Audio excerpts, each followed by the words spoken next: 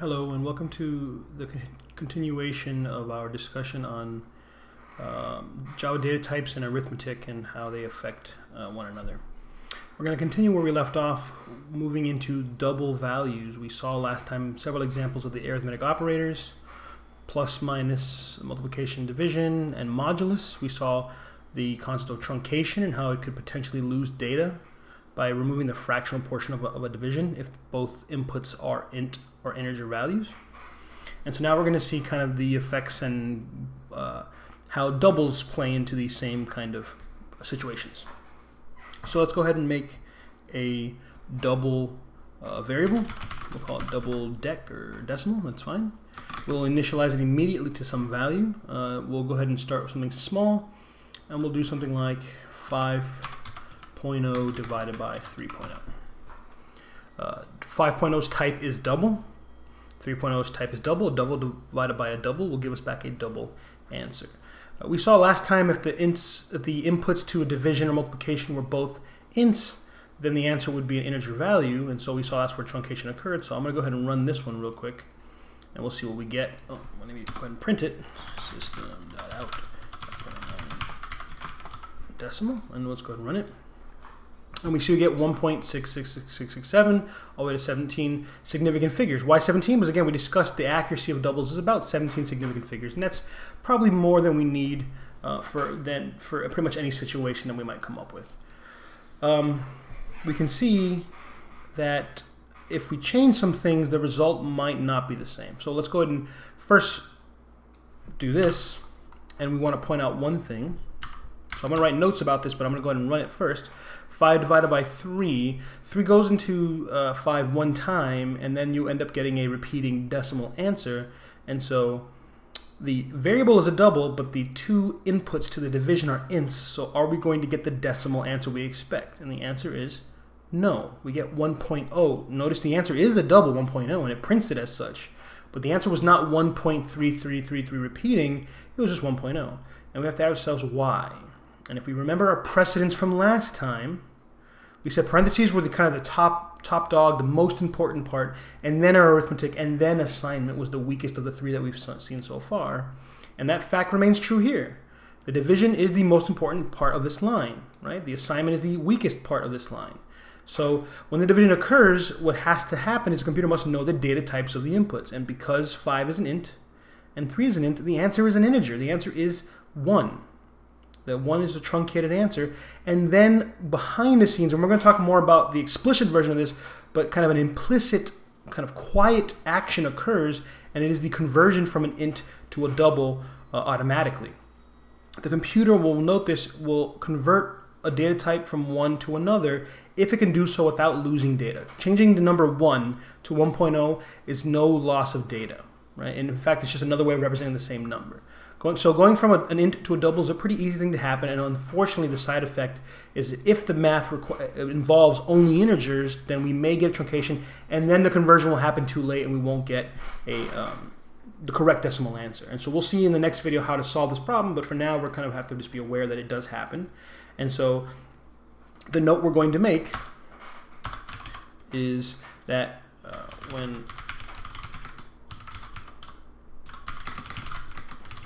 Well, actually, I'm going to be more specific. I'm not going to say arithmetic. I'm going to say when an arithmetic operation, that's probably the better way of saying it, operation, involves at least one double value, the result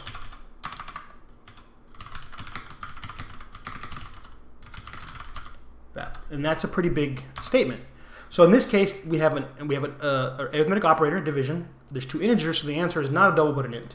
As soon as I make one of them, at least one of them, a double, the result is a double answer. And so we can see now we get back to what we might expect, not 1.3, 1.6 repeating. And that's a pretty big deal. And so we have to recognize that we have some options. If we're going to use literals, it's pretty easy to just put a dot 0.0 at the end of one of them or both of them. But the reality is that we may end up dealing with integer values that we don't control. We just have access to the variables, and if we didn't declare them, if they came from somewhere else, or if we did declare them and we thought integer was the best, int was the best type, then we have to kind of reconcile with that and make a decision. Do we stick with the types? Do we change the types? Do we use literals? What solutions do we have? And we'll see, and again in the next video, how we can kind of jump between these things. But for now, we're going to accept that in order to have a decimal answer, we must have a decimal or a double involved in our math. And so let's go ahead and try putting a formula. I believe I have one. I'm done. Let's go ahead and say decimals equal to x times 2.5 minus 5 over 2 times 4 minus y. And then let's see if we can print out what our answer would be. So I'll give you a moment. You can pause the video and calculate this on your own, following our order of operations, our precedence, and then see what the final result will be. So let's go ahead and start. The first thing is going to be, if we look at all the different operators we have, multiplication, division, multiplication are the highest ones, so we read with associativity left to right. So the first thing we're going to do is 2.5. Of course, because the large parentheses, everything's inside, so there's no real change, as if they weren't there at all. So x is 10. 10 times 2.5 is 25 as a double, because this is an int and this is a double, so 25.0. So let's remember that as 25.0. Next is this division, 5 divided by 2. The answer is 2, not 2.5, but 2, because 5 is an int and 2 is an int. And so notice that when I wrote this note, it's per operation the data types are considered. So even though this contained a double, since this subtraction has not occurred yet, this division is purely with integers. So we do get truncation. So 5 divided by 2 is 2. The next thing is the multiplication. So it's 2 as an int times 4 as an int, which is 8 as an int. So we have 25.0 minus 8 minus y. So 25 minus 8 is 17, minus y is 12. We should get 12.0 as an answer. And let's see if that's what happens. And there it is, 12.0. Now, if this had been a 5.0, or that had been a 2.0, what would our answer be? The only difference is now instead of being 2, it would be 2.5. 2.5 times 4 is a little bit larger, so we should get a smaller, a bigger number, so that the subtraction is more, so we end up with a little bit less. Right, we end up with 10 because 2.5 times 4 is 10, and 25 minus 10 is 15, and then minus the 5 is 10. So the result would have been a little bit smaller as an answer because of a larger subtraction. And that's important. It's important to recognize that depending on how you write it, it could have a different result. Right? So we have to kind of be aware of truncation at all times, our data types at all times. The computer is always aware of these data types and makes decisions based on those things. So what we can say is the mixing of values, an integer and a double, we should mention that what is the result of this, and we'll talk about. I'll try to write it in a general way, and we can kind of go from there. I'm going to say when arithmetic involves multiple data types, the answer falls into, or I don't know, falls into, but ends up with the, and I'm going to put it in quotes, largest type. Right? And so I say largest, I also mean like the most flexible. And so in our situation, since we're not going to be using floats, we're not going to be using shorts and longs and doubles, we should still be aware of the answer. And so if we had to categorize them, we could write them as small, quote unquote, small to large. And essentially what we're saying is the more flexible, the more space, the more accuracy you can have, that's the type we fall into. So between an int and a double, the larger type is double. If between, for example, let's pick a byte and an int, the answer would be an int, because an int is larger in terms of range than a byte. If I did between a byte and a long, the answer would be a long. If we did between an int and a long, the answer would be a long. We can prove it, and I'll do one example to prove that this is the case. And it's not just between whole numbers and decimal numbers, but between any two types of numbers, which is the larger one. So for example, if I said, oh, int num is equal to, now here's the thing, I haven't shown you this, but I'm going to show you just as a kind of proof. We'll say int, 10,000 L minus 500. And now the L you might not recognize because I didn't go over it. It really is not worth talking about literal longs. But if you put an L at the end of a number, it makes it not the default int, but a long. And if we read the error, it says incompatible types, conversion from long to int. Why? Because a long minus an int is a long. A long cannot be stored in an int, and the conversion that happened behind the scenes nicely for our doubles did not occur. A large type cannot be shrunk or narrowed down to a smaller type. So that's why this assignment fails. And so and the same thing happens between floats and doubles. So now it works because an int minus an int is an int and it fits.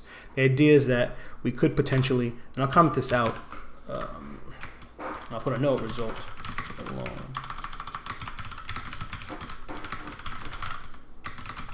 An int. Okay, so that's a pretty big deal and something we have to be aware of. So for our purposes, really, we have to just know if there's a double involved in the operator, the answer will be a double. If there's only ints, the answer will be an int, even if it causes truncation. And any variation, if we had to know, we could probably figure it out by just being aware of the types. Right? So we have to be very careful. But thankfully, for literals, the two types of literals that we focus on are doubles and ints. So it's pretty easy to kind of establish what the type is going to be. Okay. So now what I'm going to do is let's go take this a little bit further, because this is essentially, we could just do a lot of variations in practice, and you'll have practice with these kind of formulas. Let's go a little bit further. We might say, well, great, we can use integer values, we can use double values, decimals, and this is all wonderful, but what about more advanced mathematics? What if I want to do some trigonometry? What if I want to do square roots or exponentiation? We haven't solved that problem from PEMDAS, right, to do exponents. And so for small exponents, for example, if I did this, I might say something like double squares equal to 10 times 10. And that's the same as saying 10 squared. Okay, that's not unreasonable. Or in fact, let's be more vague. Let's do variables. Let's say it's decimal times decimal. Okay, that's decimal squared or dec squared. Okay, but if I wanted to the third, you might argue, do it again, times 3. But now if I tell you I want to the 23, are you going to multiply the same variable 23 times against itself? The answer is probably not. That's going to look horrible, and it's just going to be confusing. And the day you decide to change it, you have to go and count how many variables there are, and make sure you don't miscount. And it can just get larger and larger, or small. So we want a better solution than dec cubed. We want to write it in a much shorter way.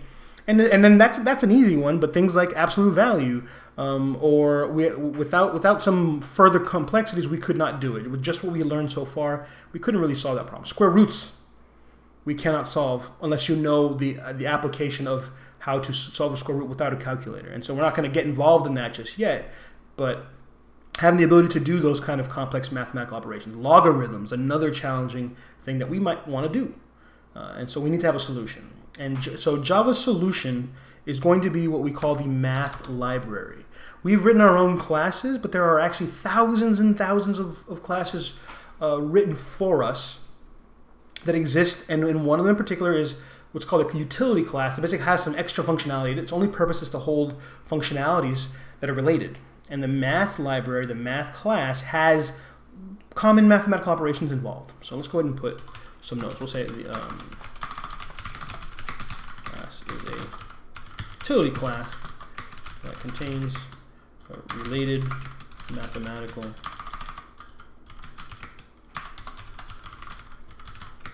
beyond arithmetic. Okay, so pretty, we can do quite a bit, and again, it's not everything, but from this grouping of arithmetic and the complex mathematical operations, we can come up with a lot of advanced mathematics, and that's a pretty good step forward. So now the question is, how do we access something like that? So the example that I want to do for us to kind of apply this is going to be the quadratic formula. Hopefully you remember the quadratic formula, but if you do not, we can see it here. It is minus b plus or minus the square root of b squared minus 4ac over 2a. And again, this represents when we have a polynomial. We should know a, b, and c, and potentially we get two values that may be valid as an answer. And so our goal is to kind of replicate this in code. And we're going to do it kind of a very kind of long, tedious way, but we're doing it on purpose to get comfortable with both using advanced operations like square root and powers, and being comfortable with the idea of making variables that are used by other variables and kind of are blended together smoothly. The plus or minus, I'll point out, is shorthand. It's not really an operator. It means that you do two separate formulas, one with the addition of these two top values, and of course one with the subtraction. So we'll come back to that idea.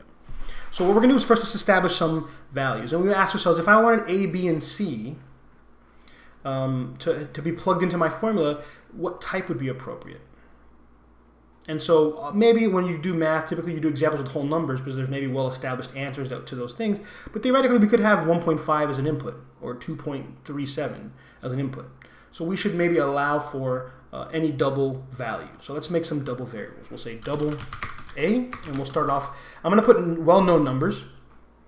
we'll say is 1.0. We'll say double B is equal to 2.0, and double C is equal to 1.0. And with those values, the quadratic formula should give us -1 and -1 as the two answers. So at the end of this, when we print our answers, if we get -1, -1, we probably did it correct. And we can try some other ones. I believe 1, 0, 0 gives us 0 and 0 as answers, or something like that. So we'll look into it and see what possible values we can try. So now let's start off. So those are our A, B, and C. Let's start off with breaking down the formula. I think that we should get the top half as one piece, and even before that we should be able to get the internals of the square root as one piece, and then the square root, and then we can combine it, and then at the end we can divide. So we'll break into pieces. Again, there's not one right way. We could cram it all into one giant formula, but I would much prefer to do it in pieces so we can get comfortable with the idea of naming variables meaningfully and having multiple variables that rely on one another. So let's try making a variable for the inside root. So I'm going to call it inside root. And I'll make it a double because even though there's only a subtraction, a multiplication, and a powering, if A, B, or C were given decimal values, then our answer could be a decimal as well. So we need double. So we'll call it inside root. Notice I am using the standard of camel case. And let's initialize this. Now here it is. The only thing that here is B squared minus 4AC. So the 4AC part is easy because the 4AC is shorthand for 4 times A times C. The B squared, since B is only squared, we could multiply B times B, and that would be not unreasonable. But I'm going to intentionally use a math library operation just to show you what it is. And for the power exponent function, it's very convenient to do that. Before I do that, I'm going to go ahead and write a note on how we call these methods. So let's say math class operations are called in the following. We say math dot, so math period, and then whatever the functionality is. And so we'll say, so again in this example, and then whatever input, and then it might have parameters and whatever input. So they're very much functions. You might hear that math, hopefully you're comfortable with the idea of what a function is in math. You might have seen like the classic simple example of f of x equals x plus 5. Right? And so if we say f of 3, then we're saying 3 plus 5, and the answer would be 8 to f of 3. And so the same idea will apply here. There'll be some function, there may or may not be input to that function, and the output will be some value. And so in our case, we will say math dot something and either square root or pow, or there's many options, and we'll look at different ones, but essentially there are a large variety of functionalities. And so in this example, for the b squared, instead of saying b times b, again, this is intentional, even though it's maybe not efficient, we will say math, capital M, because it is a class, so notice I did say capital M here, and then dot.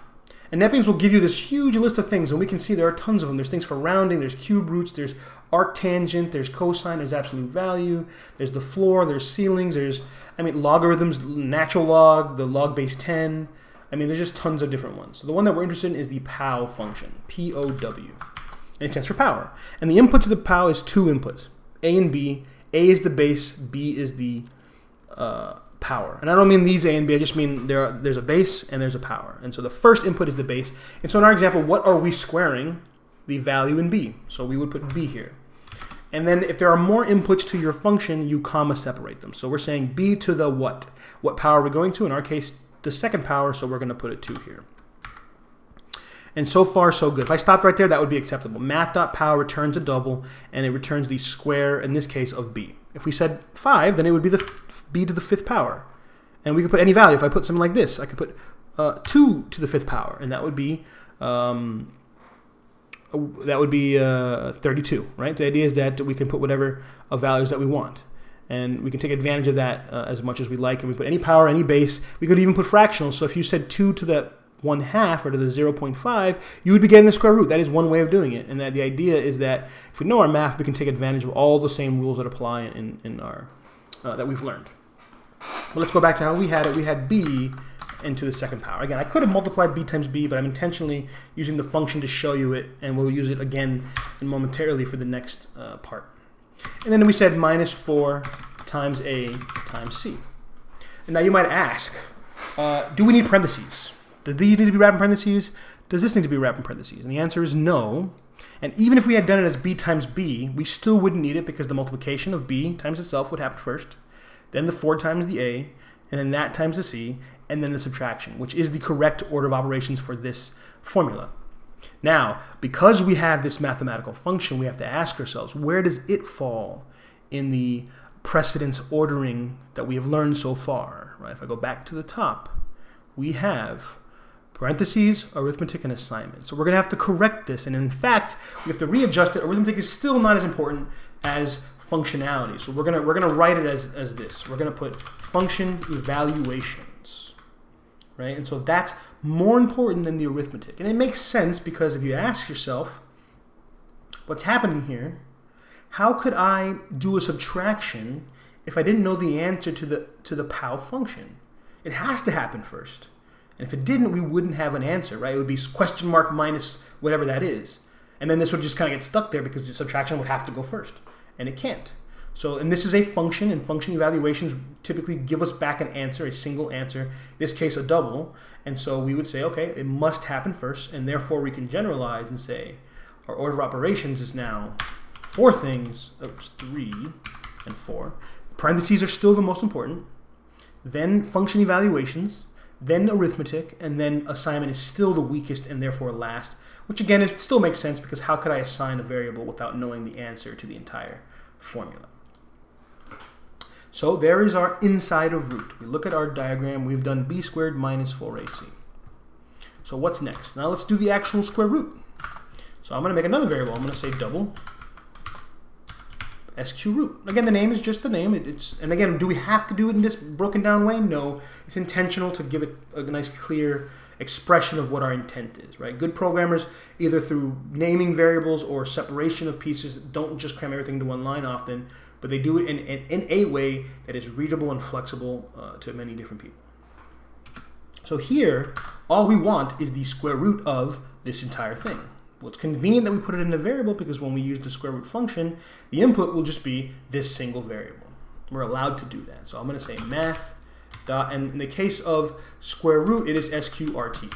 And it takes in one double and accepts and returns a double as an answer. Because again, the square root is not guaranteed to be a whole number. So the square root of square root of 4 would be 2.0, and the square root of 2 would be whatever that fractional number might be. In our case, we're going to say the square root of inside root. We're allowed, and so we'll say variables may be input to functions, right? So again, the idea of a variable is a replacement for a number. It's essentially saying the square root of some number. We just don't know what it is at this point because it depends on the calculation of here. Now, of course, we do know because if we know A, B, and C, we could do all the math ahead of time. But if we didn't know what A, B, and C were, the idea is the logic of our expression still makes sense. So we have the inside of the root, and then we have done the square root on that value. The next step is to do the minus b plus or minus. So that's actually 2 formulas, so let's break it into 2. Let's make 2 more variables. Say double, and we'll say top. We'll say add top. Why? Because one is the minus b plus the square root, and then we'll do one called subtop, which is the subtraction of minus b minus the square root. So let's go ahead and assign this value. Let's go ahead and say minus b. We're allowed to put negatives in front of variables, and so now that means we have to ask ourselves another question about precedence when we finish. So minus b plus, and the square root, the entire evaluation was sq root, which is very convenient. It becomes easier as we go along because of all the variables that we've made. And then we can quickly say double minus top is equal to minus b minus square root. I'll point out the spacing, I like to put spaces between the operators that are binary. The minus, I don't put a space, but you could if you wanted to. So I could do this, and it's not really a problem. That's acceptable. It just, in my opinion, looks strange. But you can do whatever you're comfortable with. So we have the top and bottoms, 2 versions, the plus version and the minus version. So those are our potentially 2 answers. Before I move on to the last step, let us ask ourselves, what happens first? The negation, the minus value, or the addition and the minus and the minus, the subtraction. And hopefully it makes sense that the negation must happen first, because how could I add a number without knowing what that number is? I don't know. I may know what b is, but do I know what negative b is? Right? Because depending on whether it's positive or negative, the result could be positive or negative. And the same thing applies for a subtraction. So this tells us that the minus sign as a unary operator, meaning one input, must happen before the arithmetic. So that means let's go correct our precedence list. This is no longer accurate, so let's adjust it. So But still, functions are more important because if I had negated, for example, the square root, I would need to know the square root before I could make it negative or negate it. Same with the power. So function evaluations are more important than the unary operators. So we're going to fill in between. So let's go ahead and say 3. And we'll say unary operators. And in this example, we'll say negation or the solo minus sign. And again, in fact, if you did a plus, that would also be considered a unary operator, though it makes things positive. So if the variable was negative, it would become positive. Or actually, I guess it would stay negative if we multiply that. I don't really use it. I've never really used the plus as a unary operator, but we could look it up in the Java specification to know what it would do. I know negation flips the sign. And so it's more important than arithmetic. So we can put this as number 4, and this is number 5. Right? And that is important for us to recognize that it's more important than even multiplications, division, and modulus, and so on. And we'll point out that it is right associative. And this is, again, one of those differences, because if you think about it, the negation only applies to the thing directly to the right of it. And so now, for example, if I had minus and then I put a parentheses, then the negation would apply to everything in the parentheses, the result of whatever is inside of it. And so it is right associative. It applies to the thing directly to the right. And so there it is. Make sure oops, did not mean to zoom in so much. I made my font bigger on accident, and I need to undo that in a moment. Oh, but there it is. Right associative, right associative. I misspelled it. There it is. Okay, so let's finish up. And let's do the division in this case. So let's go ahead and say double add answer, because we're going to kind of close it off as one thing. And so what is the positive answer? It's whatever the plus of this thing was over 2a. So in this case, we're going to say add top divided by, and we're going to say 2 times a, but hopefully we recognize that this is not accurate. We must put parentheses first, because we're not saying divide by 2 and multiply the answer by a. We're saying divide by 2 times a. So this could be a much bigger number with the multiplication happening first. Otherwise, it would be inaccurate. And so let's go ahead and make sure we do the same thing for the negation. So we can say double sub answer is equal to minus top divided by 2 times a. And there it is. And then we can print these out, and we'll do a final print. I'm going to make them come out in a nice little format. I want them to have a kind of a curly brace, the number, a comma, a number, and then a closed curly brace. So I'm going to use multiple prints to make this happen.